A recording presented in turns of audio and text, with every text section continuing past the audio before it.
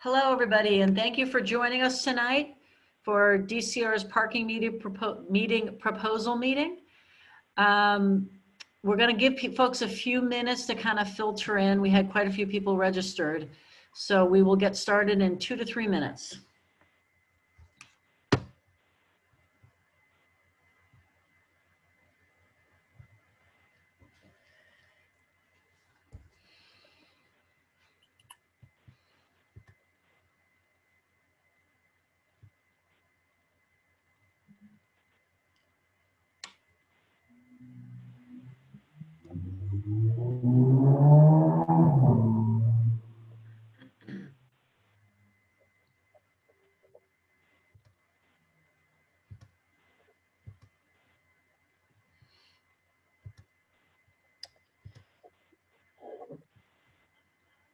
Oh, there it is. Okay.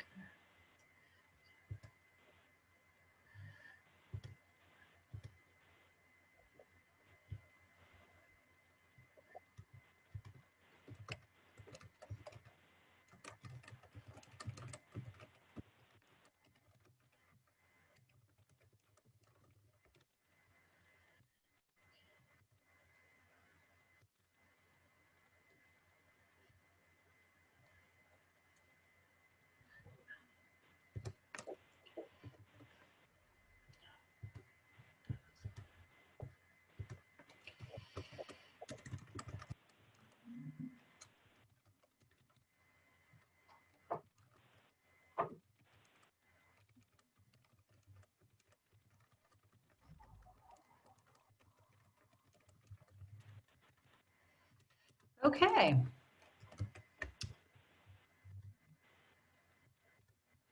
Again, thank you everybody for joining us for DCR's parking meter proposal meeting. I apologize.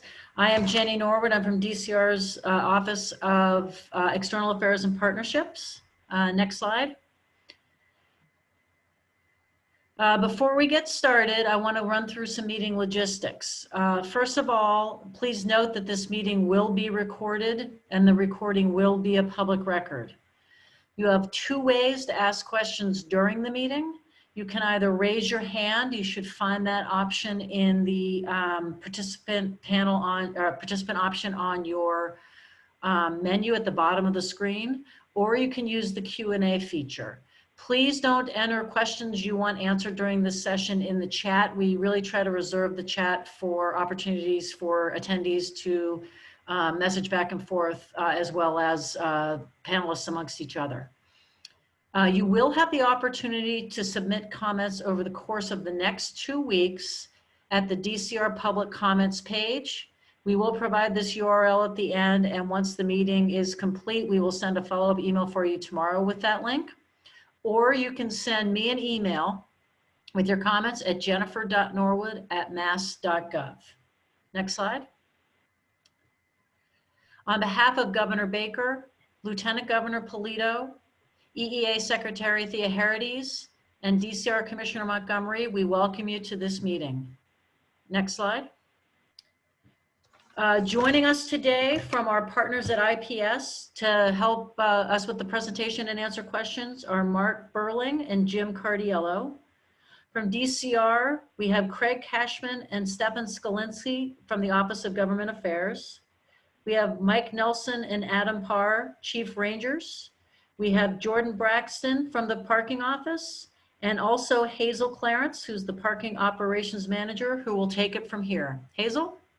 Thank you very much, Jenny. As Jenny mentioned, my name is Hazel Clarence, and I will walk you through the meeting agenda today. So today we will discuss the welcome and introductions, which Jenny did a fabulous job. I'll provide you some information about the project scope, so give you information about the project background, and also the timeline, where exactly we are in the project and where we're headed. As Jenny previously mentioned, you will have an opportunity for questions and answers at the end of the presentation. And lastly, we will close by providing you with the next steps. Hey, Hazel, can I interrupt? I forgot something very, very important. We have a number of legislators, representatives from legislators' offices, as well as the cities of Revere, Boston, Cambridge, and Watertown.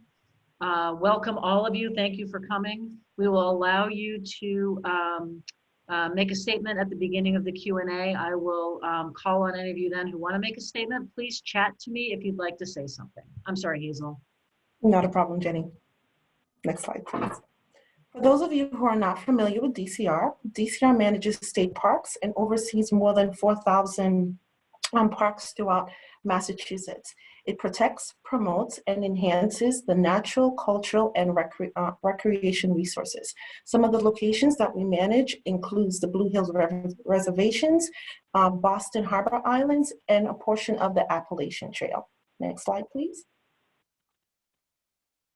The parking program will fall under the Ranger Division with the aim to implement parking strategies on DCR roadways that are consistent with the host municipalities. When I refer to host municipalities, I am referring to cities in which DCR operates. For this project, we are operating in Boston, Cambridge, Revere, and Watertown. The overall goal of the project is to generate revenue that will aid in all aspects of DCR's mission by supporting the staff, materials, and programs without putting any strain on the Commonwealth's overall budget. Next slide, please. When developing a parking plan, we took a holistic approach and developed 3 critical elements that are part of our parking philosophy. It includes economic stability, environmentally friendly, and customer-centric. From an economic standpoint, we want this, the program to be self-sustaining. From an environmentally friendly standpoint, the parking technology that we implement must have a green component. And lastly, and most importantly, from a customer service perspective, the program must be equitable and accessible to our diverse community. Next slide. So why exactly is DCR implementing a paid parking program? After all, parking has been free on DCR roadways for years. Well, one of the main reasons is that DCR wants to fund its park operations. We want to continue to provide the community with a safe and clean environment that will enable them to promote or enhance their physical and mental well-being. We also want to discourage vehicle storage. We found that there are several vehicles stored on DCR roadways for days and sometimes months on end. This prevents our visitors from finding a space. So we also want to provide more on-street storage for more on-street parkers for our visitors. And we want to provide a consistent parking experience for all parkers. So whether you park on DCR roadways in Boston, Cambridge, Revere, you will know that the rate structure is the same and also the time limits are the same. Additionally, we want to provide a smooth transition from our host municipality roadways to DCR roadways. And lastly, by implementing smart technologies through our parking technology, we'll be able to make better decisions going forward. Thereby, we can make better decisions and also tailor our program as we move along. Next slide, please. The parking program has been in the works for several years. It was originally conceived in 2014 when the Kennedy School of Government conducted a thorough revenue and parking management study on behalf of DCR. The study focused exclusively on Boston and Cambridge, and it looked at all of DCR's properties within this area and categorized our on-street properties based on whether they were restricted or unrestricted. The analysis also took into considerations DCR existing regulatory rate of 125, which is less than or comparable to the rates charged at our host municipalities. Additionally, the analysis took into consideration information gained from various municipalities on how DCR could tailor and create its own parking program. Additionally, the analysis took into consideration the method in which DCR would deliver its parking program, whether through single space meters and multiple space meters. So DCR took this information and expanded on it and determined that Revere and Watertown would be selected for its on-street parking program. Please keep in mind that this new program is not part of DCR's annual parking pass. So annual parking pass holders will not be able to use this on DCR's properties. Next slide, please. So the overall project scope includes installing parking meters on select DCR roadways in Boston, Cambridge, and Watertown. For Boston, the Fenway, Park Drive, and Cambridge East were selected for a year-round program. This includes only unregulated parking space or parking space that are currently free. There's no charge whatsoever to the existing resident parking only. In Cambridge, Memorial Drive and Cambridge Parkway was also selected for the year-round program. Revere Beach was selected to participate in a seasonal program with the season starting in April 15th to October 15th annually. And lastly, Deltree Pool in Watertown will also be part of the year-round program. So in Cambridge, Revere, and Boston, the parking hours will be from 8 a.m. to 8 p.m. And in Watertown, the parking operation hours will be from 9 a.m. to 5 p.m. Monday through Saturdays. Sundays and holidays are not included in the parking program. So all of the locations combined have an estimated space of 1,700. Next slide, please. To give you a good idea of how DCR rates compare to our host municipalities, currently DCR will charge $125 for its parking spaces. In Boston, which has a tiered parking system, it ranges from $2 to $3.75. Cambridge, which also has a tiered parking rate structure, is comparable to the rates in which DCR would charge. Lastly, Revere, which recently implemented its on-street parking program, charges $1 for its parking meters. All in all, we feel that DCR rates of $125 is equitable and will not prevent the community from continuing to utilize DCR's roadways. Next slide. As previously mentioned, one area that the analysis covered was the use of single space meters versus multiple space meters to deliver the parking program. DCR determined that multiple space meters was the best option for the organization. When looking at single space meters, they realized that as more people utilize parking apps, single space meters are being used less. Additionally, from an aesthetic standpoint, since multiple space meters service between up to 15 locations, it was a better fit for DCR's historical parkways because we would not necessarily need to clutter the roadways with unnecessary equipment. From a cost perspective, the maintenance, collections, communications, and licensing fee were considerably less in a multiple space environment than that of a single space meter. So overall, the cost associated is less in a multiple space environment. Next slide, please. Okay, to give you an overview of the areas in the parking spaces that we intend to, the equipment that we intend to install, the Fenway area, we plan to install roughly 14 meters to cover 136 spaces. We will install 23 meters in Park Drive to cover 231 spaces. Charles Gate East and Boston and Charles Gate East at Newberry Street collectively is 32 parking spaces, and we would plan to install 3 meters in that area. Memorial Drive in Cambridge covers 206 spaces. We plan to install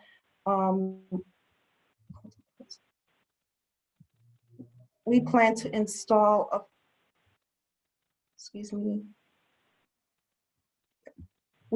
to install 18 meters in the area. For Cambridge Parkway, we will install 9 meters, and Revere, which makes up the bulk of our portfolio at 1,075 spaces, we will install 100 meters.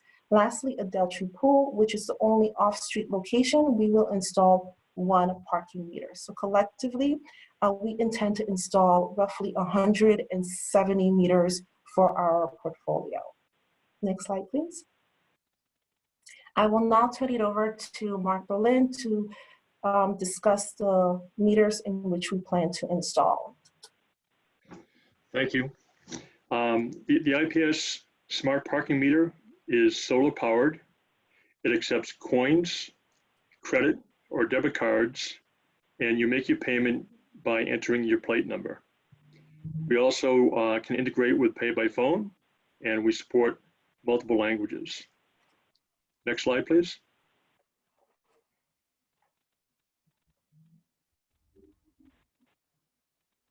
It's slowly coming. The meter is very easy to use. It has a solar panel that has a panel on the back, on the top sloping down, and on the front to capture solar over the course of the day.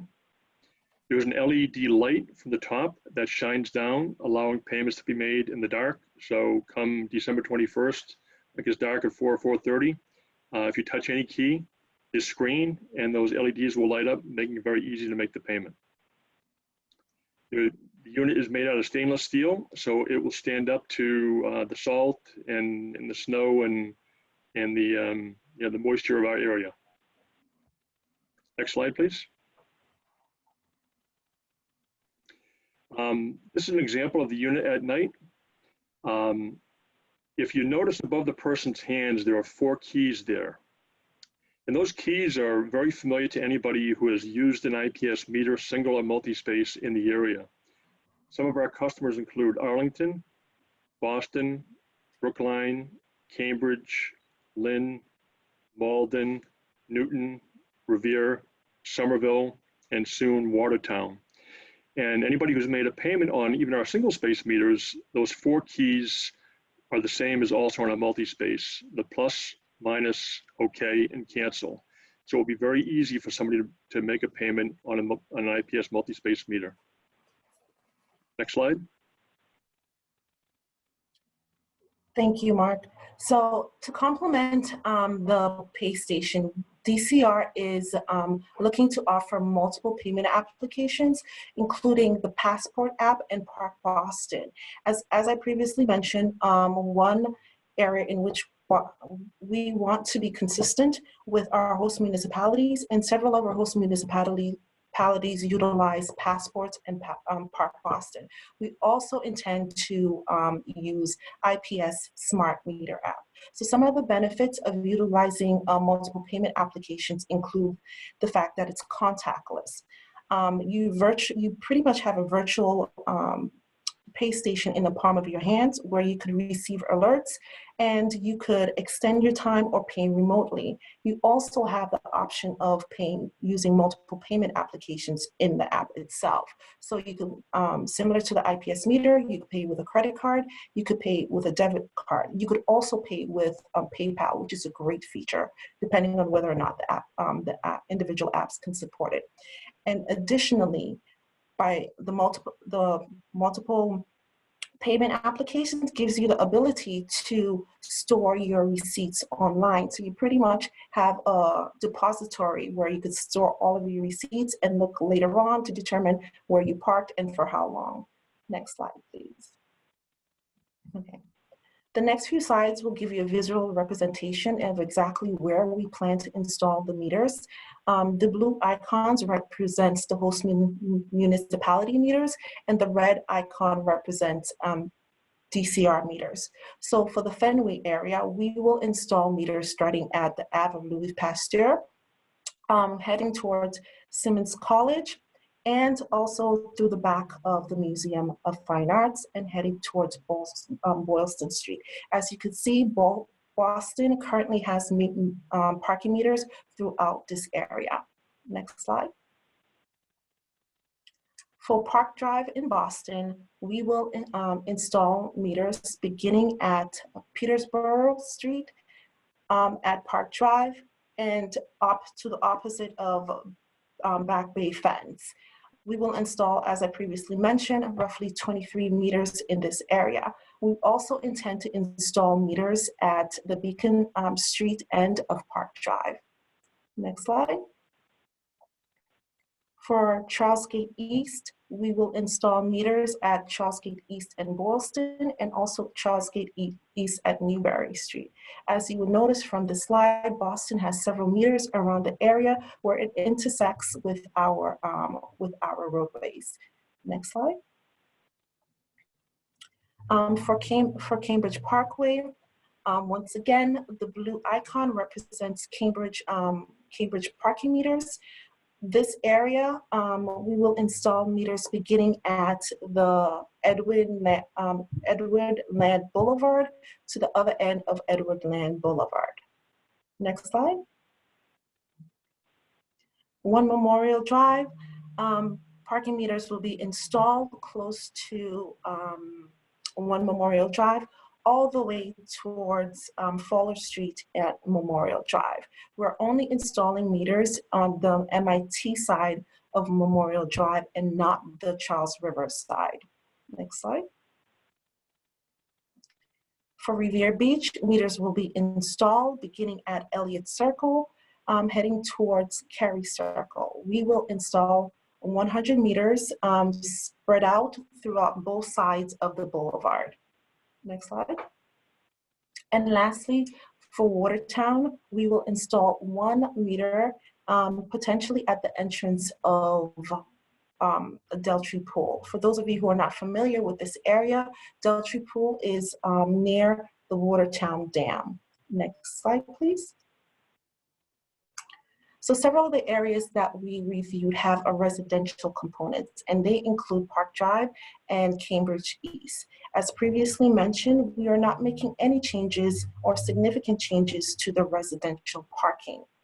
Residents can continue to park in areas with the resident-only parking signs. So we're not installing meters anywhere where there is a resident-only parking sign. We are tweaking the hours of the overnight residential program. We're extending it, providing residents with 4 additional hours to park. So now residents can park from 8 p.m. to 8 a.m. Previously, it was 10 p.m. to 6 p.m. Please keep in mind that we are not, once the meters turn off at 8 p.m., we are not collecting revenue for this period. So anywhere where overnight parking is allowed, people can continue to park overnight for free. Next slide, please. Similar to the resident parking, we also tweaked and adjusted the regulations at Revere Beach. Currently, there's a parking ban in place from 9 a.m. to 10 a.m. We propose lifting the ban. We also propose lifting the 4-hour parking limit. So once the meters are in place, parking at Riviera Beach will be from 8 a.m. to 8 p.m. with no time restriction. So a customer can decide to spend the entire 8 hours at Riviera Beach visiting the businesses and enjoying their time with their family without having to worry about moving their vehicles once the 4-hour limit has come up.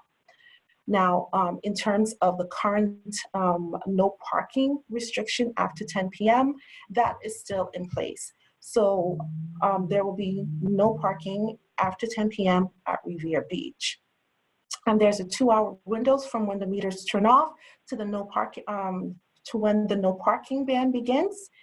During this time, parking will be free. Next slide. As part of our parking program, we also will have a robust enforcement program as well to support our parking program. Our enforcement officers will enforce non-payment and will also enforce the resident permits. So anywhere where there's a resident area, the parking enforcement officers will patrol to make sure that non-residents are not parking in resident spaces. Also, the parking enforcement officers will be there to assist customers if they have any questions, but their main purpose is to enforce the program. Enforcement officers will be state police and also park rangers. The hours will be based on the current meters hours for Boston, Revere, and Watertown, which is 8 a.m. to 8 p.m. And for Deltree Pool, hours of operation 9 a.m. to 5 p.m. Next slide, please. So we spoke about the program background. I gave you a little bit of information in terms of where the meters are going to be placed. Now I would like to walk you through the entire project timeline. So as previously mentioned, in 2014, the Harvard study was conducted where it was determined that it was feasible for DCR to implement a parking program. 2018, DCR conducted its own analysis and included Watertown and Revere to the list. 2019, DCR reached out to many municipalities to determine how they can move their parking program forward and to gain valuable insights. Currently, in 2020, we are in the parking and public outreach phase. This is one of 2 public meetings. Our next step is to conduct sites and feasibility studies in each area. So in the next few weeks, you may see DCR representatives in each respective area. 2021 is our goal year. This is when we are projected to install the meters. Right now, the meters, we project to install the meters from March through May of 2021, with a projected go-live date of May of 2021, weather permitted. Next slide. As I mentioned, we plan to have a robust community outreach plan. This is one of 2 virtual meetings. We will make the presentation available for anyone online. And also we plan to communicate via social media and issue press release prior to installation and activation to keep the community informed. We will also create a web page where members of the community can get updates and also find out information of parking policies. Now, throughout this entire process, if anyone has questions or concerns about the project, you can direct it to mass.parks@mass.gov. And if you have additionally, if there are information, you could go to the link provided in this webpage, the link provided in this meeting. As a reminder, you have roughly 2 weeks to submit any questions or comments through the public comment period. And you could subscribe to DCR's general information once again as massparks@mass.gov. Thank you. That wraps up our meeting. Thank you, Hazel. We have quite a few questions coming in, but before we begin, I'd like to welcome Senator William Brownsberger to speak. Give me a second and I will, there you are. Okay, Senator Brownsberger, I've unmuted you. Can you hear me? Yes. Well, first of all, I just want to say thank you for the presentation and the thoroughness of it, and also to acknowledge that we're grateful for the work that DCR does in so many different places, and conscious that DCR is an underfunded agency and with more money could do a better job. And so I'm understanding of DCR's desire to find ways to put money into its budget so that it can provide better services across the Commonwealth. I do have deep reservations about this proposal, particularly as it relates to the Fenway and Park Drive areas. What I want to point out about those areas is that they are really, along much of the stretch, really not tied to any DCR parkland. A lot of the land is controlled by the city.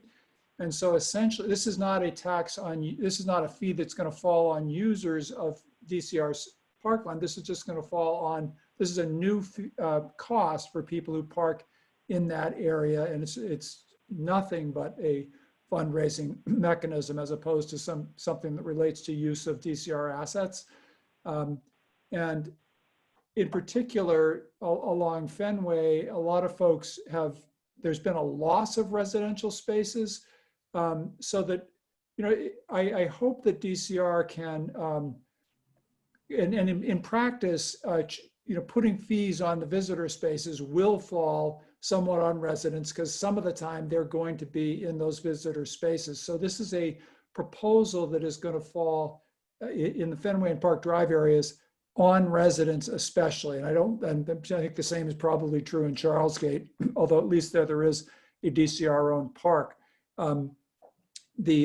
So I hope that we can at least perhaps look at giving back some residential spaces if DCR has to go forward with this in these neighborhoods, increase the spaces available to residents on a full-time basis, because they have in fact lost some spaces through other changes over the past couple of years to institutional neighbors that DCR shifted from a residential use to institutional use. So I hope that the residents' interests in those neighborhoods can be given some further consideration.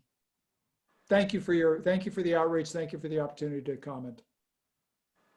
Thank you, Senator Brownsberger. Next up, we have Representative Rosalie Vincent. Go ahead, you should be unmuted.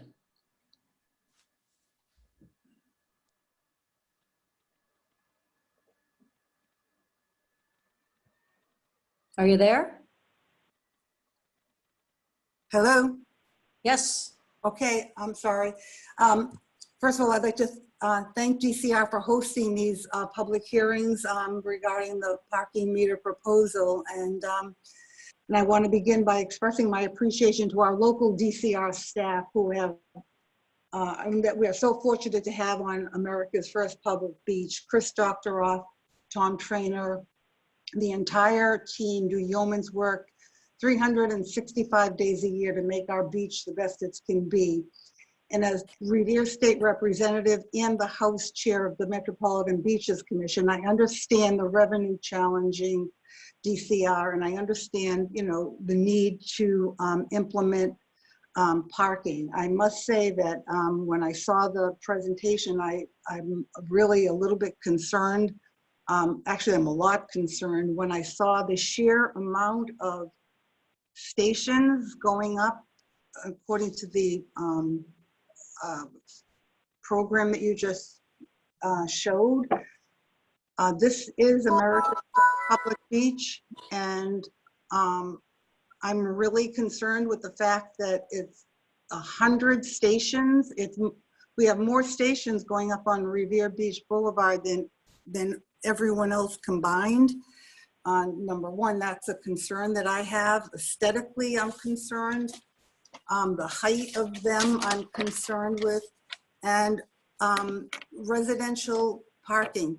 People who, there's an area of the boulevard from Revere Street to Cary Circle where there are nothing but homes and residences there. And right now, they are allowed to park on the residence side, and it's a different set of standards than on the other areas of the boulevard. And I'm just wondering if DCR is planning on helping the Revere residents who actually live and put up with a lot of the issues that come with living on a public beach, and if you're going to make some kind of concessions for the residents who live in that area.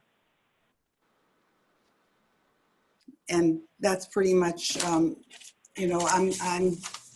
am deeply concerned.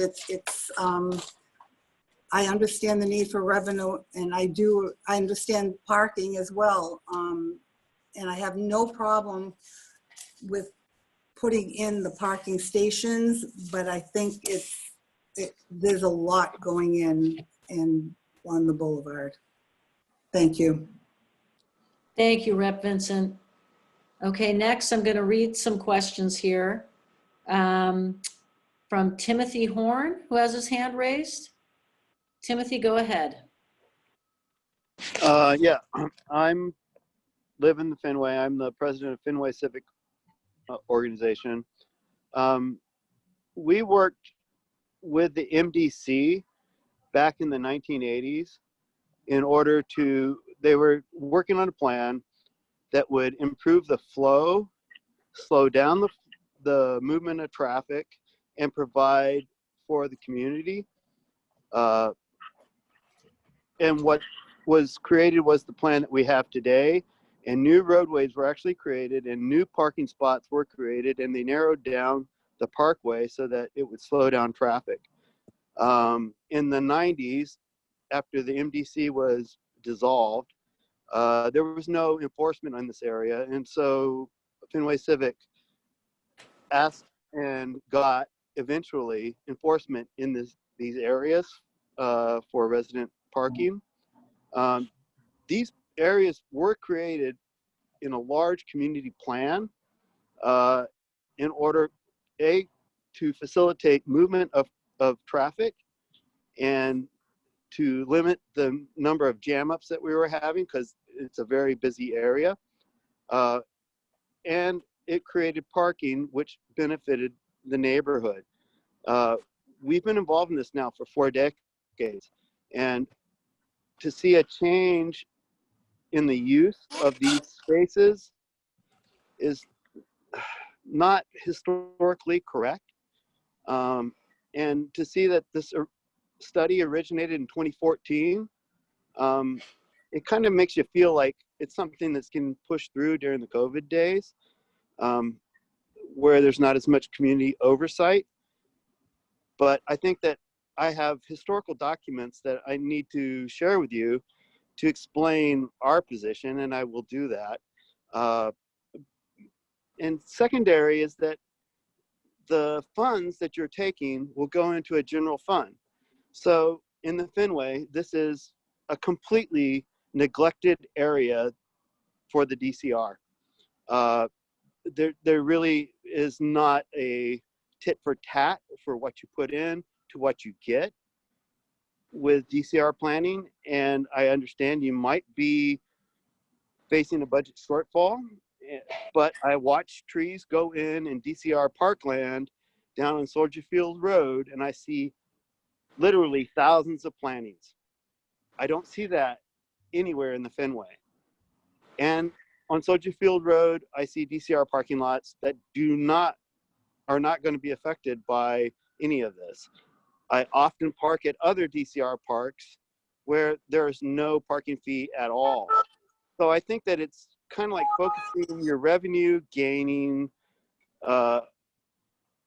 chances on the city, and you're going to take the funds and move them to other places. I know everybody needs funds, but if you're going to get parking funds from the Fenway, that money should go directly into an account that takes care of the Back Bay Fens, where that parking is existing and where that damage is being done and where we need the help. And I would say it's outside of my neighborhood. I don't like to talk about it, but Riviera Beach, if those funds went all to the beach, I think you might have a different response. But when it goes to the general fund where nobody's going to have any chance to talk about any of that and where it goes, and it's just going to leave, that's not really fair, especially when you can park in other places in the boonies for free. Either the whole concept of parking fees needs to encompass all of DCR's parking areas, or it really shouldn't probably happen. It really needs to focus the money to the locations where you're going to put in the parking system. Then you should put that money into those park systems where you're taking that money from. We need it desperately. We need DCR's help.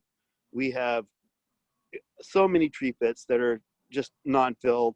And I know from personal experience over 20 years, I've worked with DCR to put in trees, and it has never happened. And it's really, really hard to take that after 4 decades of work on this area, it's going to be changed. And despite what the historical documents say about what this parking should be, I will forward you the documents, and I hope that you reconsider your plans and maybe think about either a larger holistic plan that charges fees at every DCR lot everywhere in the Commonwealth, or you back off. I appreciate all the work. I appreciate the fact that DCR needs money, and I am a person that gives DCR money. But I don't think this is a fair way to collect it, and I don't think it's a fair way to do it. Thank you very much for your time and allowing me to speak this long.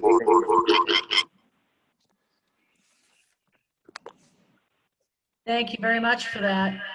Oh, sorry, that's echoing. And I can't mute myself, sorry.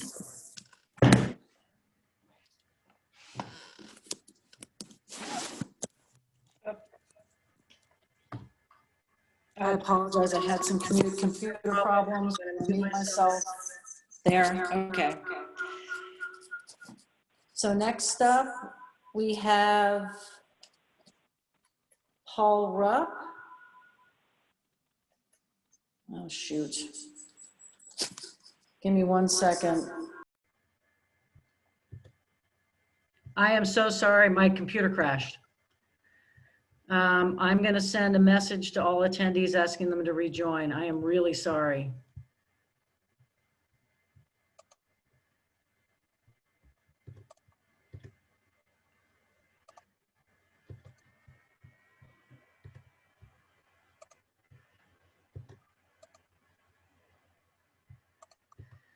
Oh, boy.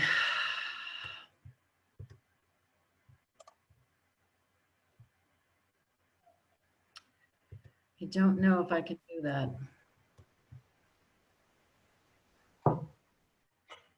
Oh, boy. This sucks.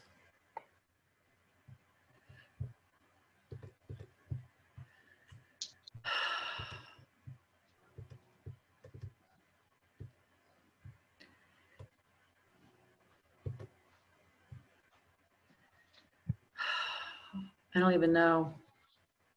People can probably just rejoin anyway from the same link that they were on, right? Yes. That's exactly what I did. Yeah, there's 37 participants Okay, good. I'm going to start it right away. and growing. Good, good, good, good, good. Okay. Boy, this sucks. Oh my God. Technology at its best. So is everybody on? I really apologize. My computer crashed mid presentation there. I am going to try to get to Brian Clegg. You should be able to talk. Thank you very much, Jenny, and thank you for the presentation. I want to draw the attention to the DCR to the East Fens where I live, overlooking the Fenway. And I want to specifically talk about the area between the MFA and Westland Avenue, where you propose to put meters, and Charles Gate East. Here's the thing that the DCR needs to understand. I've lived here since 1987, and you can't believe how much parking has been taken away from our neighborhood and how much we're squeezed. You got to move your car for street cleaning. They take away huge swaths. They've taken away all of Westland Avenue on both sides for construction for a month. And this kind of stuff happens to us all the time. But the other thing is that DCR needs to understand is that part of the parking for the East Fens is controlled by DCR and part of it is controlled by the city. And so they never talk to each other about parking reductions. And so the city takes a bunch of spaces and turns it over to the Berklee College of Music because they have a new police force and they want some more parking. They take some and they give it to Whole Foods. They take some and they give it to whatever, constantly reducing parking spaces for regular people in the East Fens. But the DCR does the same thing. They take a bunch of parking and give it to the church. They take a bunch of parking and give it to Berklee, and they're never talking to each other, and nobody is looking at the cumulative effect for us. So my proposal is very concrete. I don't oppose, actually, this project. I thought I would, but I don't. But I'd like to make a friendly amendment that people who have resident parking stickers should be able to park at those spaces along between MFA and Westland Avenue on the Fenway and also on Charles Gate East. If you have a parking sticker, you should be able to park there, because sometimes we're just desperate. Once we have snow emergencies all the time, and where are we supposed to put our cars? So that's one friendly amendment to this plan. The other friendly amendment is that if you want to raise money, you need to charge more money during the ball games. when we start having ball games again, because people pay $90 to park over here close to the ballpark, and it doesn't make sense that you can park there, for what is it, $6 at a DCR thing. If you're serious about raising revenue, I want to encourage you to charge more during the ball games. Thank you very much for listening, and thank you for letting me speak. I appreciate it. Thank you. Next, we're going to go to Paul Rupp. I apologize. You were just gotten started when my computer crashed. Go ahead.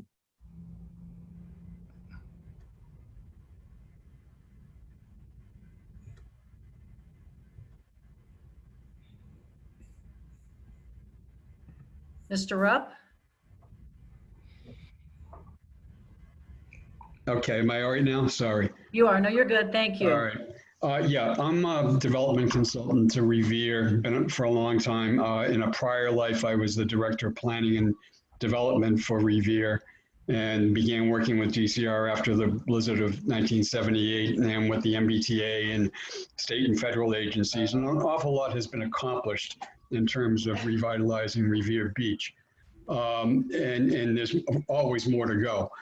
A decade ago, we began discussions with DCR about paid parking programs, and in fact ran a paid parking program for a period of time when the Wonderland Garage was being constructed on the so-called North Lot on Ocean Avenue.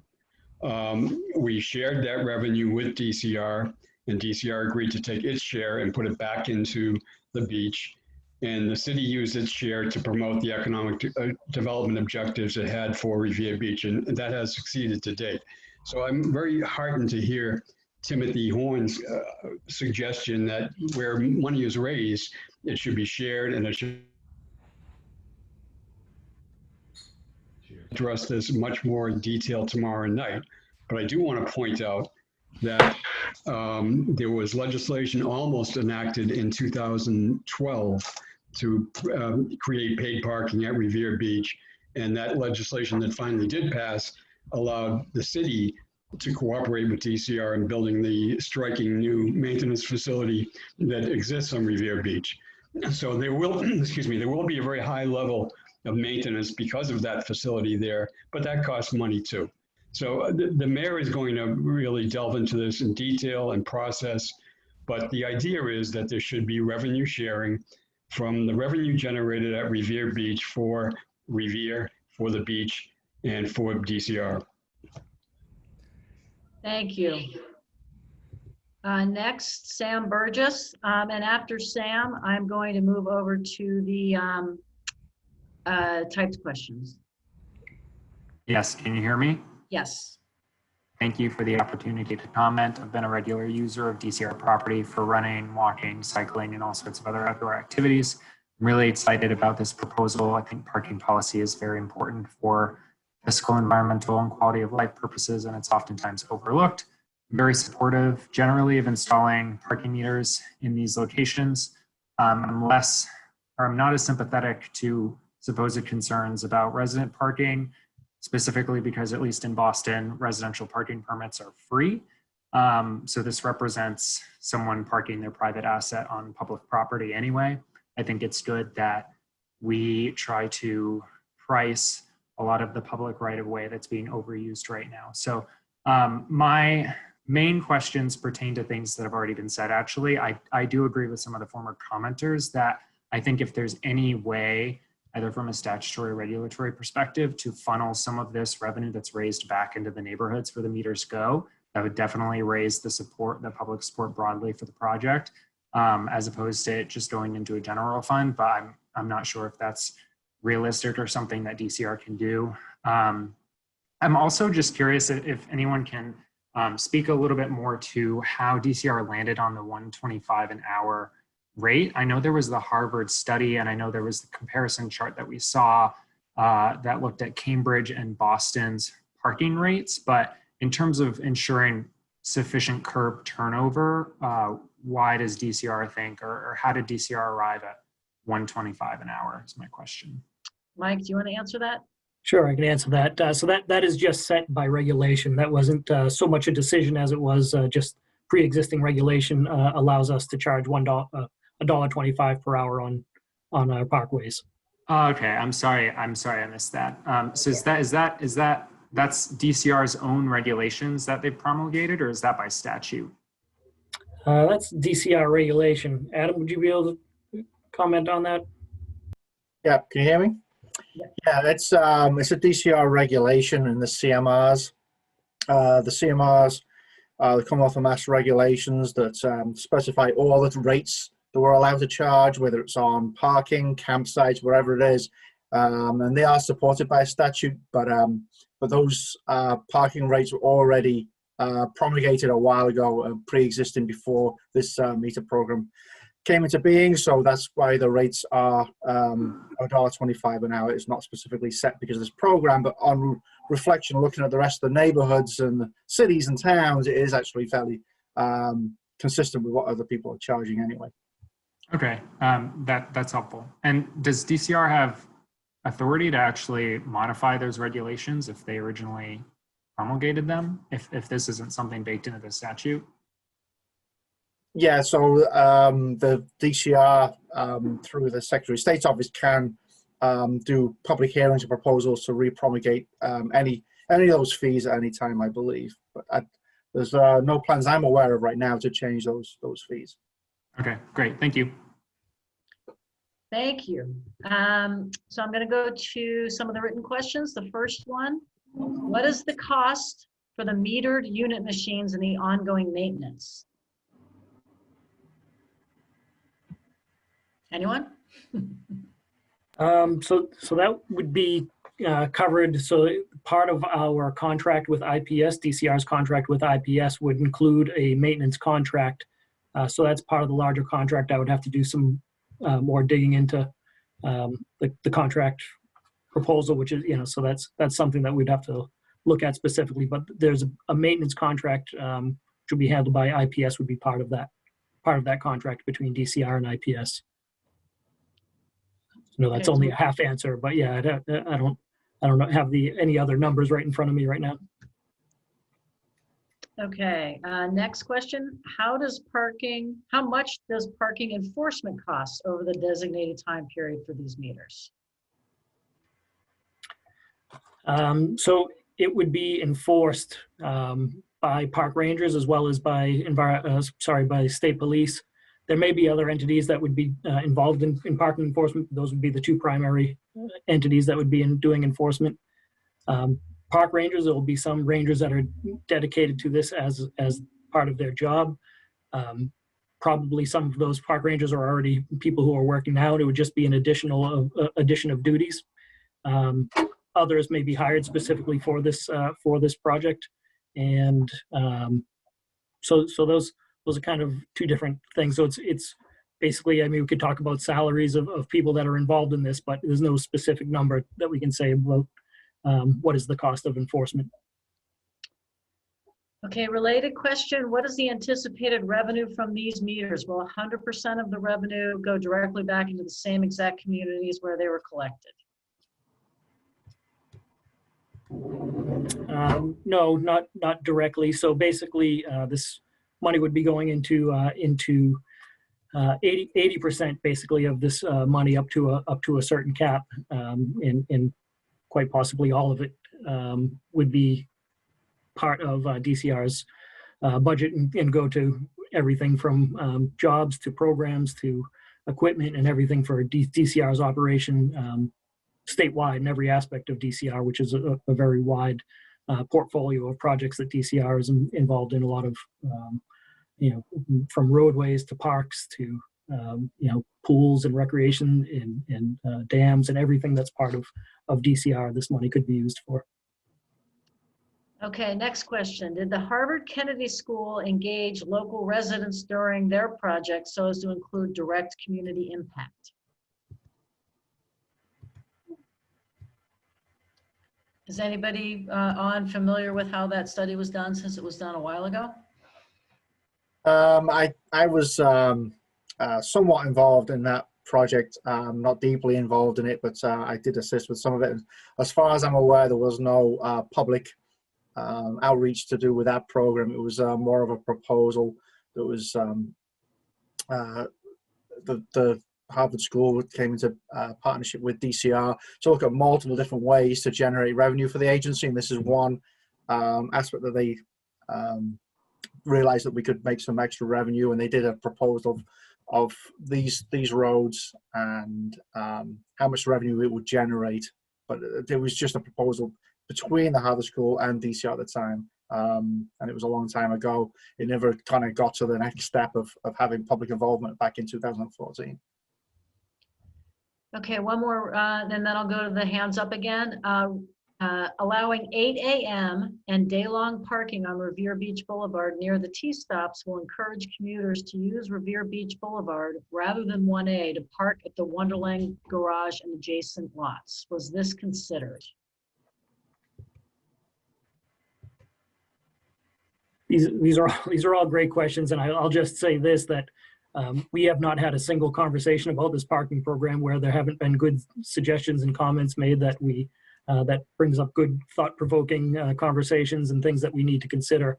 And that's certainly what's going on here. We're taking in all of this input and all of that. Yeah, so I mean, I think right now there is free parking on Revere Beach Boulevard, but you're right about the removing the 4-hour parking, and that may have some impacts on the garage there.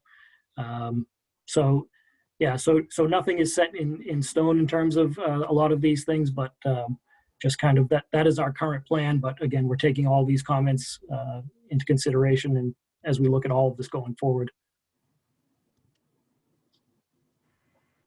Okay, next we're going to go to Jeffrey Turco. Jeffrey, you are unmuted and you can talk. Thank you very much. I want to thank everyone for the presentation tonight. I was originally from Revere. I live in Winthrop. I'm presently the president of the Revere Beach Partnership. We work with our partners at DCR doing the International Sand Sculpting Festival, Kite Festival, Road Race, Arts Festival, a whole host of activities on the beach. So we're an organization that's deeply vested in the beach. We support the idea of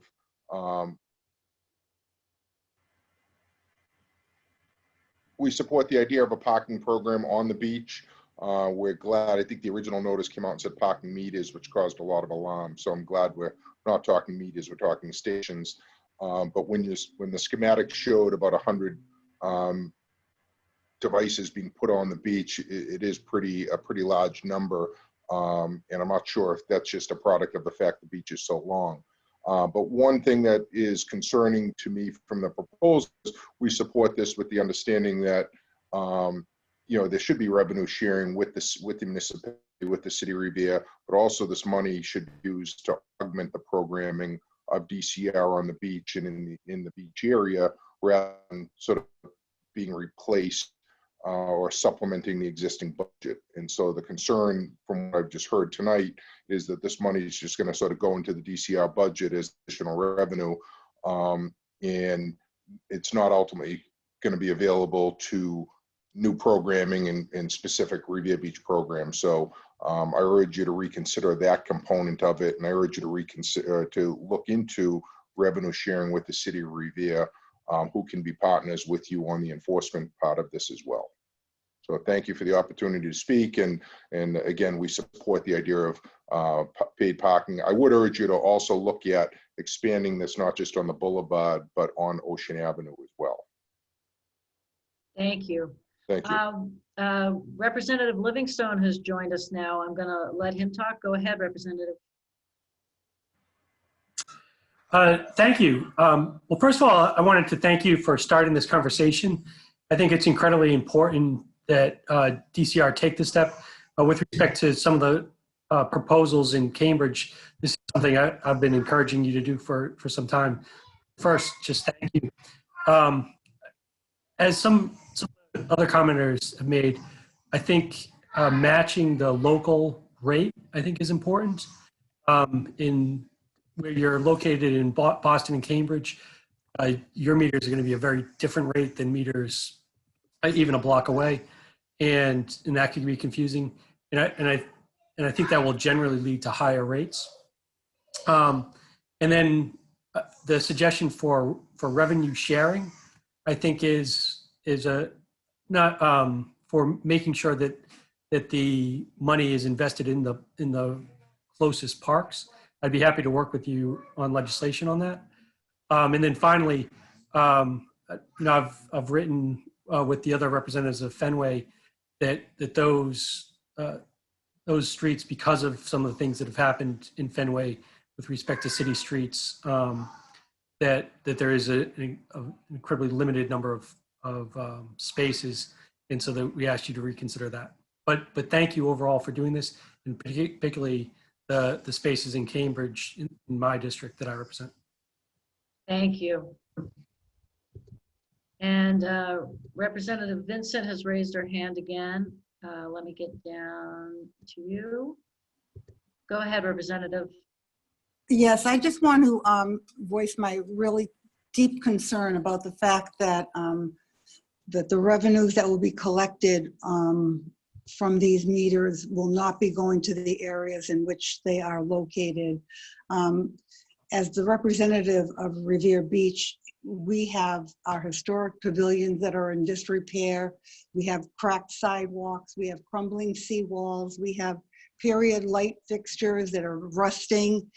And when I thought that we were going to have parking meters or parking stations on the boulevard, I was really excited with the fact that we would finally be able to address these issues. And the fact that we're going to be having all of these meters or parking stations on the boulevard and not benefiting from any of the revenue, I think is beyond words for me right now. I'm really having a hard time even comprehending the fact that a beach which millions of people come to every year and needs this kind of upkeep, and with monies generated from that, the parking meters could actually help and make our beach what it should be. And I just wanted to reiterate, I'm really concerned that the money is not going to directly to the communities in which these meters are located. I just wanted to state that, and I didn't state that prior. So thank you. Thank you. Okay, next we have Holly Berry. Holly, go ahead. Yes, first I'd like to thank you for having this forum to open the discussion. I agree with quite a few of the people, Timothy, Brian, our representatives. I just, you've heard this, but I have to reiterate it. I did speak with some of the residents in that end towards Westland Ave, and these parking meter spots are very coveted, and to their point, they work different shifts. So while they're supposed to be home after working to sleep, they have to get up and find a place for their car till 8 p.m. And I'm wondering if they are certainly going to go in there, if maybe you can think of reducing that something closer to 6 p.m. or something. And then, a couple very quick points. I feel in a way, privileged that I had the opportunity to join this forum because I happened to be happened to be notified through some of my officials, but I really feel like this is entitled to a larger public meeting. Without repeating some of what other people have said, I'd like to also say it kind of feels rushed through, especially at a time like this, during the COVID. I wish that we could reconsider the timeline on this. And, what seems to be a proposal almost looks like it's said and done. And again, I appreciate everyone's participation and thank you for having this discussion forum. Thank you, Holly. Next, Stephen Ross, and then I'll go to the written questions. Go ahead, Stephen. When the DCR rebuilt Revere Beach Boulevard some years ago, the number of parking spaces was actually reduced a little bit because angle parking was prohibited. And the result is that DCR was very loath to give up any more parking spaces to improve the views for people exiting driveways. I'm in a building that has 400 residents. I wrote the book, actually, the Highway Design Reference Guide, and put enormous pressure on DCR's engineer. We finally got one space removed to improve the sight lines for people exiting the driveway. The standard, the actual highway standard, says you should have removed 3 spaces. That wasn't done. I've seen a lot of near accidents there. I've heard that there actually been accidents.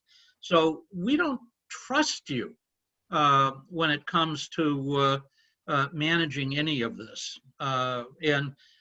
If you're going to open up the parking spaces for the meters, that you're only going to, they're costly, you're only going to use them half the year. I'm very much in favor of anything that reduces driving. I only, my car is 16 years old and only has 94,000 miles on it. We have the T, you know, but outsiders very often need it. Can we really trust you to coordinate with us to make sure that the impact is positive, not negative? And with regard to questions others have asked, Revere has a parking permit program. Would DCR also honor parking permits for residents? Not residents like me who live on the beach, but residents who are coming from elsewhere in Revere, because the bus service on the boulevard is very bad, to be able to use the beach itself.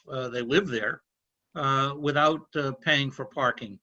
And once you do all of that, can we really justify 100 parking meters at just $1.25 an hour for half the year?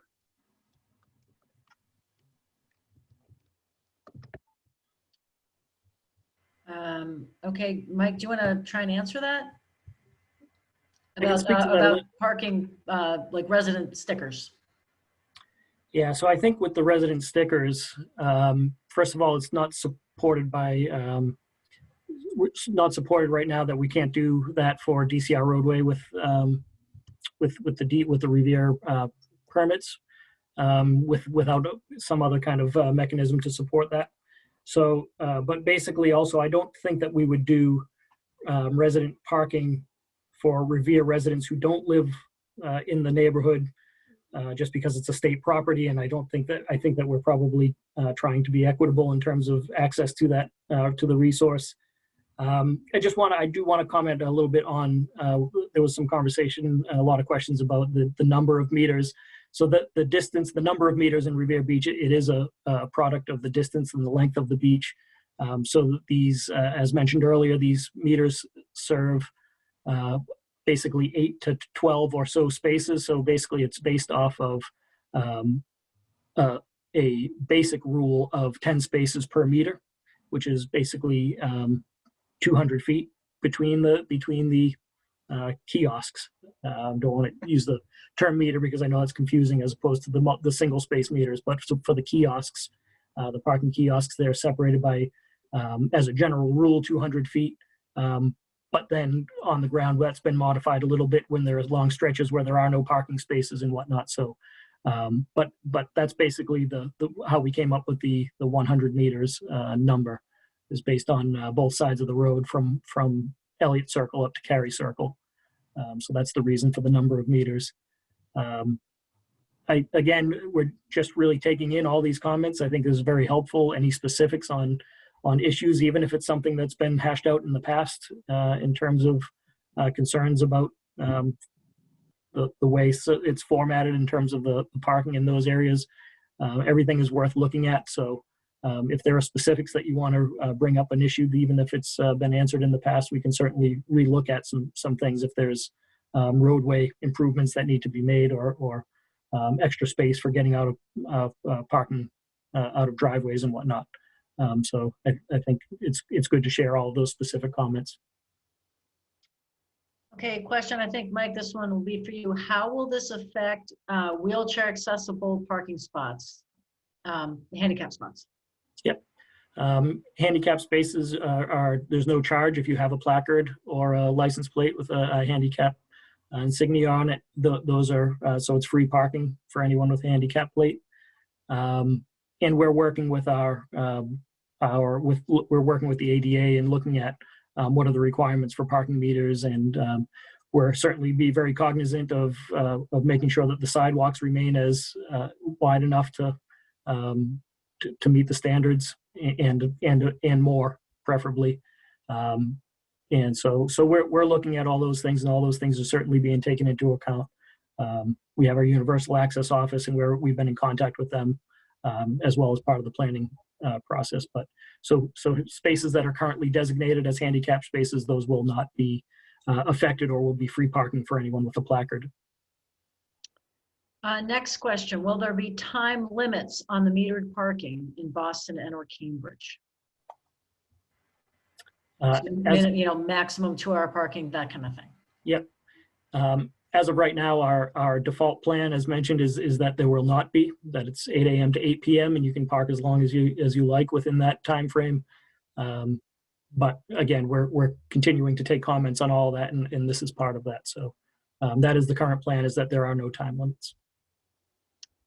Okay, next question. Will DCR be sharing any statistics on parking turnover in their spaces? Is the only data you have from 2014?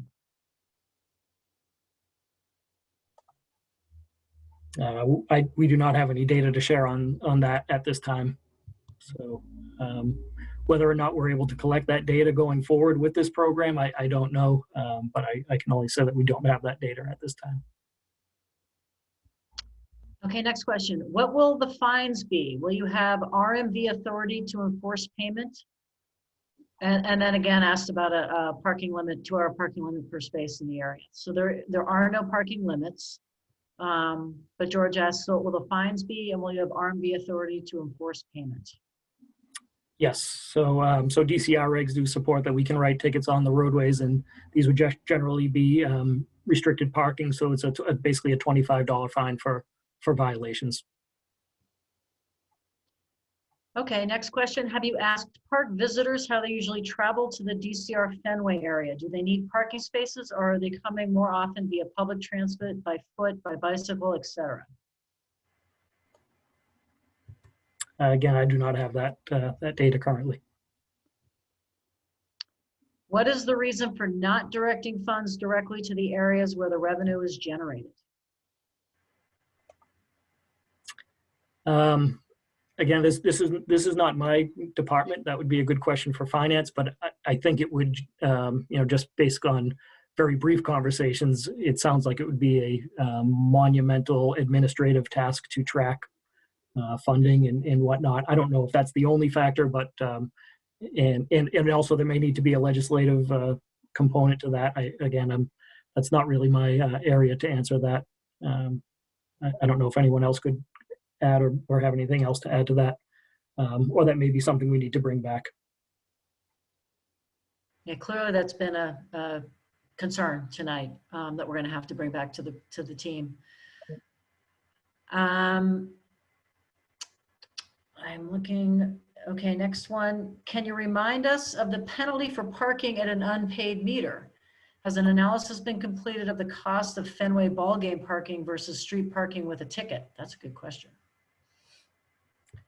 Yeah, again, we're bound by the $1.25 by regulation, is for the reason for the cost. So that will not fluctuate with games, and I know that parking is very expensive during games and at charge lots.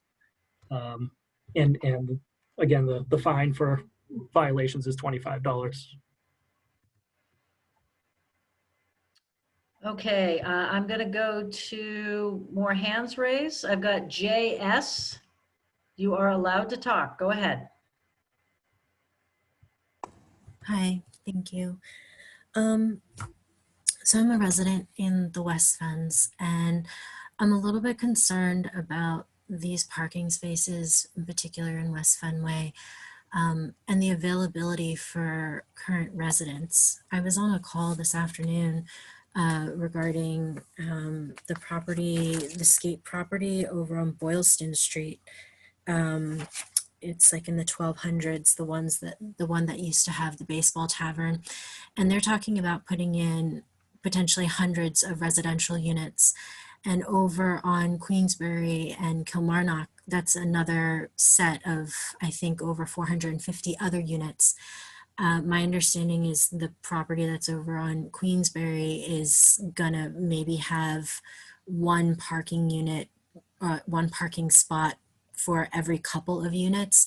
And the one that they're talking about on Boylston, they're not putting in any parking at all. And yet on actual Boylston Street, for some of the other meetings, I think they've talked about removing around 70 parking spots. With that potential influx of potentially 1,000 other units where there isn't other parking, I'm wondering, does it really make sense to try and take those spots away from residents and putting in fees, especially for DCR, which my understanding is a state level agency? Why isn't this coming out of a state level line item budget, either from the governor's office or whoever actually directs funds to DCR? Because it seems like it would be a lot easier to just, you know, add on a $5 tax or something, or ask for $5 more per Massachusetts resident to fund whatever these very broad, unclear initiatives are, versus essentially disproportionately taxing those small residential municipality areas or abutting areas, but then redistributing that revenue elsewhere. Have you gone to whomever funds DCR and asked them for a budget increase directly? And if so, what has their response been?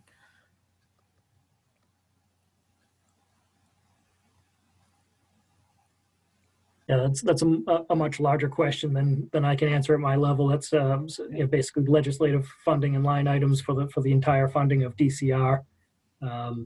So those budgets are set through the legislative and governor's office and set that way.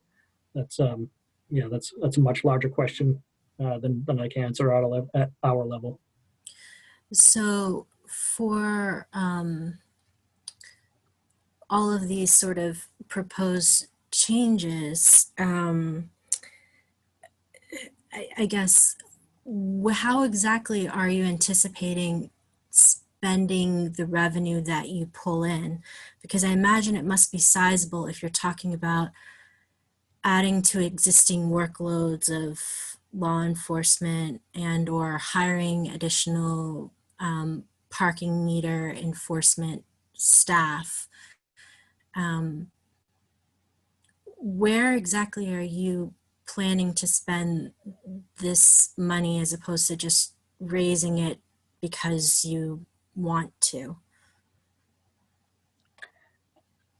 Yeah. So the agency, again, I'm not sure I'm the best person to answer this question, but the agency is so I can tell you that basically the agency had up until recently a $20 million cap on what's called retained revenue. It's basically the budget that this money goes into, and the agency is able to maintain 80% of that and spend 80% of that. That cap was raised, but the entire amount that the agency can pull in, 80% of which the agency would keep, and 20% which goes into the Massachusetts General Fund, has been raised by roughly $5 million. So that cap has been raised, and DCR does not have all of the means or the accompanying ways to earn that revenue outside of this parking program. This parking program is one way that the agency will be trying to meet that cap, just as part of its basic revenue in order to maintain its operation. The other thing to note is DCR, like every other state agency, goes through the legislative budget process. So we have very little free spending, I guess. It's pretty well known and published how DCR funding is spent.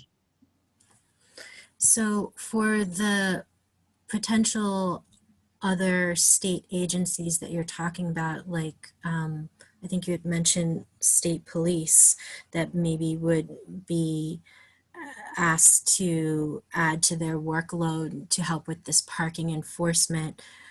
Have you talked with those particular groups and asked them if they have the workforce currently that can take on those additional responsibilities, and if so, how you would be able to compensate them for their activities? So we have had some basic conversations with the state police. We're not really putting this on them as, you know, we're requiring, as we put in these meters, we're requiring you to take this on. They are out there and they already currently write really the majority of the parking tickets that DCR processes annually. And they're right on the same roadways that that the meters would be going. So it's really just that they would be in the area. They already have the ticket books, and so they would be most likely enforcing as a part of the enforcement of the program. Not so much that we're putting extra on them. That the majority of the added enforcement would come on to the DCR park rangers. Would there be any informal or formal quota that you would task on folks for ticketing in these proposed locations? No, not at all. No, our sincere desire is that people have a good parking experience and not that we're out there to catch people not paying the meters. We want people to have ease of you paying the meters, have multiple ways to pay the meter, and hopefully have a successful parking experience in paying the meter. Not so much that we're trying to catch everyone, but the enforcement is important for people to use the meter and to have an incentive to use the meter. Mm-hmm. If there's any way that you can look at maybe some more creative ways to gain revenue, say from folks who are utilizing the Esplanade, which my understanding is also a DCR property and has significantly more foot traffic, I think that would be a good example of other ways where you can sort of distribute that burden versus only making it go into certain locations. I think what some of what the other folks were talking about in terms of taking the revenue and putting it into a general fund versus earmarking most, if not all of it, to go back into those communities where you raised it is a real concern. And I would definitely urge you to rethink other possible ways that if it means that you need to talk to the legislators or whoever it is who's giving you the budget, then please do that. But please have a really clear way about how you want to spend the money, because I think one of the worst things you can do is ask people to pay for these funds without a spending plan that's really clear and transparent and how it's going to benefit everyone. Thank you very much for your comments. I am going to move on to Derek Lee. Derek, go ahead. You're unmuted. Okay. Hi, everyone. So thanks for setting up the forum. So a couple of questions. In terms of the payments to IPS, like what percentage, or is there a fixed fee that goes to IPS in terms of revenue share? And what are the revenue projections for fee versus fines? And how much do you really expect to generate with another 25% going to the general fund? I just think that this produces a undue burden on local residents who already support the area with their property taxes. And there's limited parking. If you look at what's happening down Boylston Street by Fenway, they keep on taking out meter spots left and right. They're taking out, so residents, especially on with increase of COVID, people working from home, street cleaning days, it's just really tough to find available spots in a lot of cases. And even as a resident spot, they're waiving the meters right now on Beacon Street, but it's basically a quarter for, I think, 4 minutes as a resident here to sort of park downstairs, bring my groceries up, and go on if I don't want to risk driving a ticket. So I think this is another, seems like a nickel and dime approach itself, with a lot of the revenues going to a slush fund elsewhere. Like, with that said, I believe in the mission of DCR. I believe in supporting the parks, the area. I think there's a way to generate revenues from the Esplanade, improve better maintenance, improve better safety. And if you had, are you going to have full park rangers, or are these going to be just pure meter maids? Because if there were full park rangers that would enforce safety in the area, like in the Charles Gate East, where there's vagrants hanging out at the end of between like Newberry and Com Ave, and kicking them out of the area, keeping it clean. I think that would be something that would support. And I think if the revenues raised were to support that mission, I think that would be additive to the community itself. To the legislators on the call, I think there's a way to allocate funds towards DCR. I know this might be a long shot, but and the idea would be, as taxpayers, if there's a way we can vote with, I think 20% might be high, but even like something as small as 5 or 10% of what we pay in taxes, we can allocate and vote like where it goes, and DCR can be one of those buckets, like one of 10 different buckets, be it schools, roads, public safety, parks. I think that might be another way to raise revenue and sort of reflect public will of where they want their dollars spent. Again, versus like a general slush fund here. Thank you. We have Boston City Councilor Kenzie Bach has joined us. Kenzie, I think you can go ahead and speak. Great. Thank you so much. Thank you for having me tonight. I just want to strongly express, I'm the Boston City Councilor for District 8, which includes the Fenway. And, you know, I think there's no question that a huge part of what the Fenway neighborhood values is having DCR parks in the vicinity, and it's great, and we love the Fens. I just think it's really important to emphasize that this is a local community, and I think it's, you know, as a local elected official who has a lot of state-owned parkways, it's a constant frustration for people to kind of say, well, for me, this is my local street. This is the street I step out onto when I come out of my home, and when they reach out about maintenance issues and other things, I have to say, well, actually, that's not the city agency, it's the state. And I think it's just from a common sense perspective, people's experience of their home is that they want government to be responsive and coordinated with them. And that's not what they get necessarily when their immediate vicinity is state-owned property, including by DCR. And I think that a plan like this, I mean, we had a lot of confusion in the community about exactly which spots we're talking about, even with the description of streets, because of the way that the streets intersect with each other.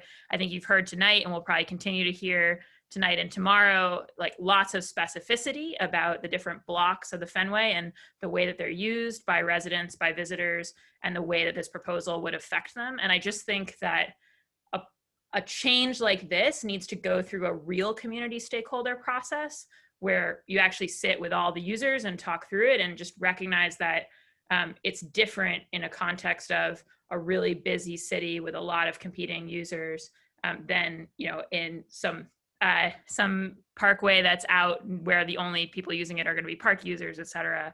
And so I really want to stress that I think this hasn't been the appropriate process for doing this kind of change in the heart of the city.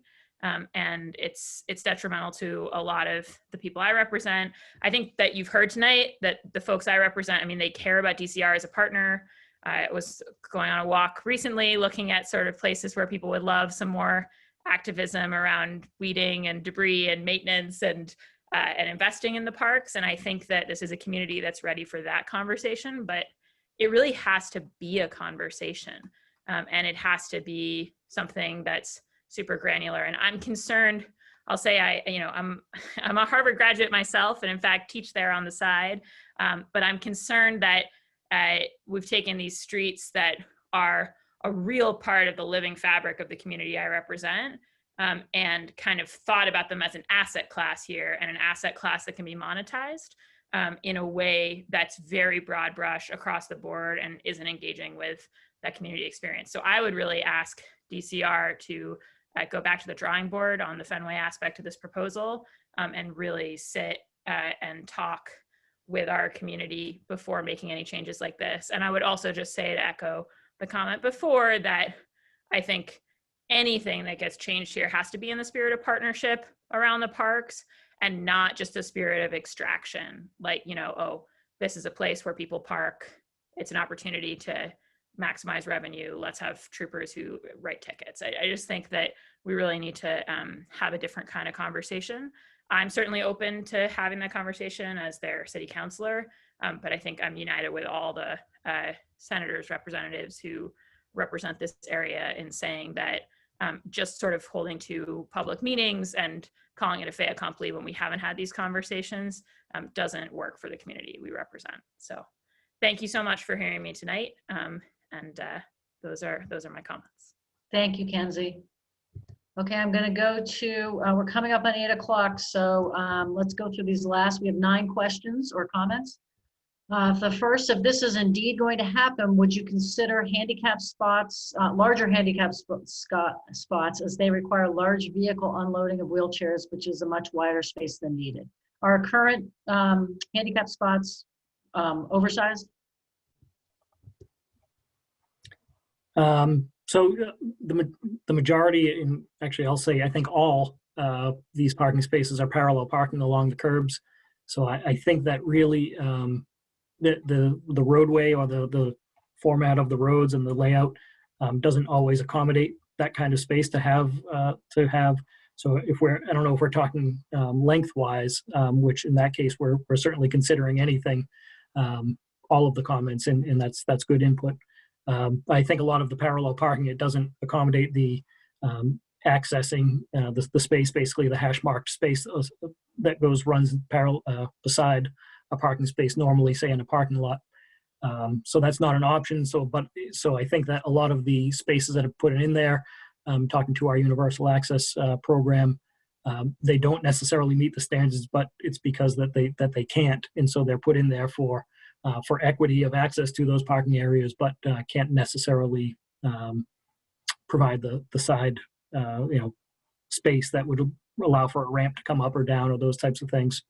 But we can certainly consider, and I would say please send, if there's a specific comment on a space that is not large enough, please send us those types of comments. Next, since anyone can use DCR facilities, what's the relevance of limiting a list of communities where taxpayers are not required to make an additional payment to DCR's general fund? I understand the question. I believe he's asking, why would we limit the use of the money to just Revere Beach, for example, when people from all over the state use DCR parks? So I think supporting our point about the money going into the general fund. And then a comment, so it will be less expensive to get a $25 ticket in the Fenway than pay for ballpark parking. This seems like a contradiction goal to the goals of the program. Next, have parking lot owners been surveyed about the new competition DCR presents now that metered spots will force residents out of Fenway for park events? This represents a potential loss to the general fund and tax revenue paid by lot owners.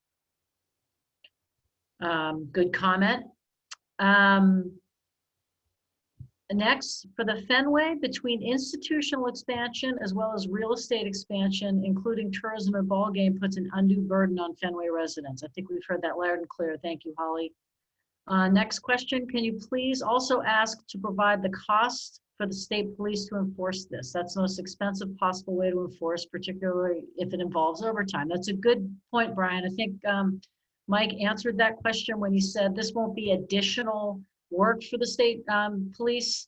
It will be part of their current patrolling duties. Next, what legislative action is necessary to allow DCR to charge more during Fenway events? Mike or Adam, would you be able to answer that? Yeah, I think Adam kind of answered that already. They would have to go through the entire process to repromulgate regulations. The current regulations don't allow any flexibility. It's just straight $1.25 per hour. Yeah, that's basically it.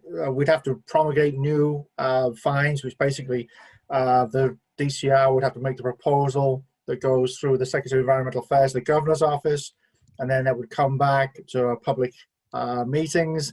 After public meetings across the state, then it would go to the Secretary of State's office to be finalized, and then the fees or fines to be increased.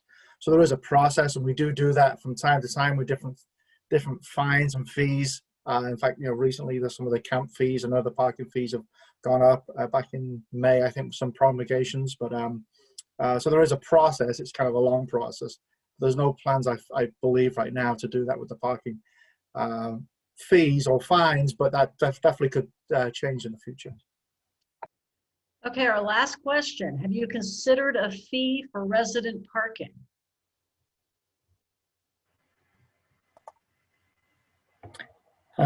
No, so I don't think that DCR would be running any resident parking program. So the regulations do allow DCR to support, which it does right now, support resident sticker parking in the city of Boston. So that's how that that agreement exists already.